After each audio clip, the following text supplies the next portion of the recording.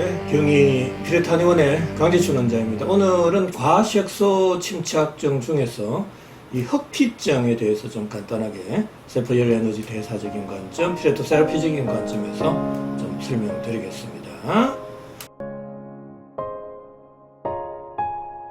이제 과색소 침착증 중에는 흑피증, 흑색극세포증, 재색피부염이 있죠.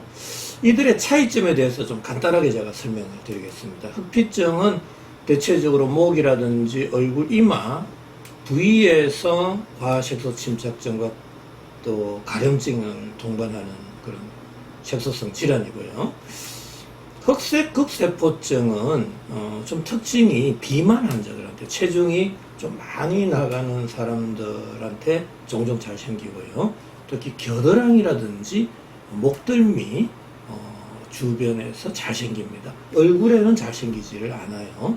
자, 그 다음에 이제 재색 피부염은 뭐 얼굴이나 목 주변보다는 팔, 다리에 잘 생기는 경향이 있습니다.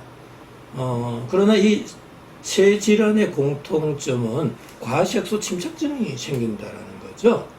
자, 그러면 이 과색소 침착증은 왜 생기는 거죠? 라는 건데, 저의 피레토 세라피적인 관점에 있어서 그거에 대한 발생 기전을 간단하게 좀 설명을 드리겠습니다. 자, 일단 과색소 침착증 또한 세포의 손상이죠. 세포가 손상을 받는 요인들은 너무나 많잖아요.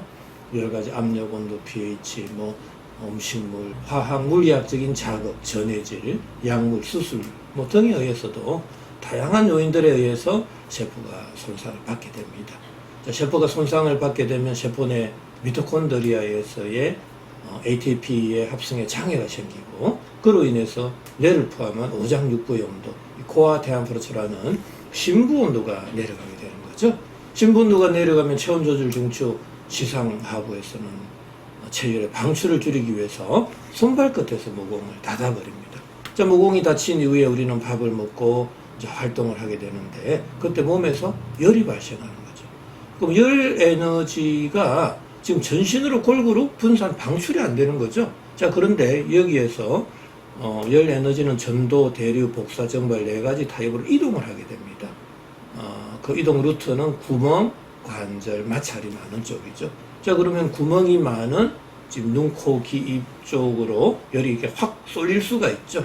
자, 열이 쏠리는데 이제 흑피증일 경우에 있어서는 막 염색약이라든지 이 상체 쪽에 뭔가 피부에 자극이 계속 장기적으로 갈 경우에는 상체적으로 열이 더 쏠리게 되잖아요. 그럴 경우에 있어서는 피부 온도가 더 올라가는 거죠. 그러면 목이라든지 얼굴, 이마 그쪽으로 열 에너지가 너무 과도하게 쏠릴 경우 우리가 흑피증 이렇게 진단을 낼 수가 있는 거고요. 흑색극세포증도 마찬가지입니다. 이 비만 환자분들도 알고 보면은 심부온도가 많이 내려가 있습니다. 본인들은 자꾸 열이 상체로 쏠리기 때문에 열이 많은 걸로 착각하고 있죠. 그래서 옷을 벗고 생활한다든지 찬물을 먹는다든지 기름진 음식을 먹는다든지 그런 경향이 많게 되고, 그러면 그럴수록 심부온도는 더 많이 내려가고 모공은 더 다치는 거죠. 그럼 또 열 에너지는 제가 구멍, 관절, 마찰이 많은 쪽이라 그랬죠. 자, 그러면 일단 비만 환자들도 상체로 열이 쏠리는데 관절 부위, 겨드랑이 쪽으로 열이 많이 쏠릴 경우에는 그 겨드랑이에 피부 온도가 올라가고 과색소 침착증이 되는 거고요. 그리고 목 주변, 목덜미, 이는 주변으로 열이 많이 쏠릴 경우에 있어서도 피부 온도가 올라가서 과색소 침착증이 되는 겁니다. 재색 피부염은 특히 마찰이 많은 부위, 우리가 인체에서는 이제 장단지라든지 팔, 다리라든지 이제 이런 쪽에 마찰이 많잖아요. 생활하다 보면 그런 쪽으로 열이 많이 쏠리게 되고, 쏠린 부위의 피부 온도는 올라가고, 그때 또 색소 침착이 되고, 재색 피부염은 가려움증은 잘 생기지는 않는데 그래서 간혹 생길 수는 있습니다. 흑피증이나 흑색극세포증이나 재색 피부염 또한 치료 대원칙은 같습니다. 이 낮아져 있는 몸속 온도는 끌어올리고 높아져 있는 피부 온도는 낮추고 닫혀져 있는 모공을 열어서 열 에너지를 전신으로 골고루 분산 방출시켜야 됩니다. 그럴 때만이 열이 어느 한쪽으로 쏠리지를 않고 그때 피부 온도가 내려가게 되거든요. 그래서 과식소 침착증이 사라지게 된다라는 이야기입니다. 이렇게 심부 온도 올리고 피부 온도 낮추고 모공을 열어주는 치료 방식에 있어서는 한방 약물요법, 식이요법, 생활요법, 운동요법이 있습니다. 한방의 약물요법에 있어서는 심부 온도를 끌어올려주는 온중 산안지제, 피부 온도를 내려주는 청열 해독지제, 또 모공을 열어서 열 에너지를 골고루 전신으로 분산 방출시켜주는 다른 해표지제와 같은 약효가 있는 약제들을 쓰게 되고요. 그 대표적인 게 베르토당이나 베르토반이 있습니다. 자, 그 이외에도 우리가 식이요법 너무나 중요하잖아요. 그래서 음식은 약이다라고 생각해 주셔야 됩니다. 어떤 음식을 먹어야 될지 말아야 될지를 영양학적 관점이 아니라 세포열 에너지 대사적인 관점에서 설명을 드리고 있고요. 이 생활 습생도 너무나 중요하잖아요.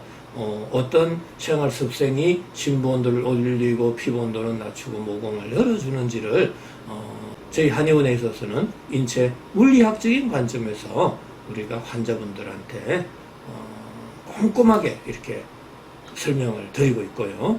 자, 그 다음에 이제 마지막으로 운동요법이죠. 운동은 열심히 하는 게 좋습니다. 다만 수영이나 스킨스쿠버와 같이 물에서 하는 운동은 되도록이면 삼가해 주시고, 갈증이 나더라도 너무 막 찬물을 들이키는 이런 좀 삼가해 주시는 게 좋습니다. 자, 어느 정도 흑피증에 대해서 좀 이해가 되시죠? 자, 그 이외에도 이제 흑색극세포증, 재색 피부염도 똑같이 치료를 하시면 됩니다. 너무 걱정하지 마시고요. 그리고 이제 치료 시 주의사항이 있잖아요. 대체적으로 한약이든 양약이든 세포의 기능을 떨어뜨리는 약은 쓰지 마시고요. 우리가 찬 공기, 또 찬 물 조심하시고, 너무나 거칠고 또 질기고 소화가 잘 되지 않는 음식들은 가급적 피해 주시는 게 좋습니다. 자, 오늘도 건강한 하루 되시기 바랍니다.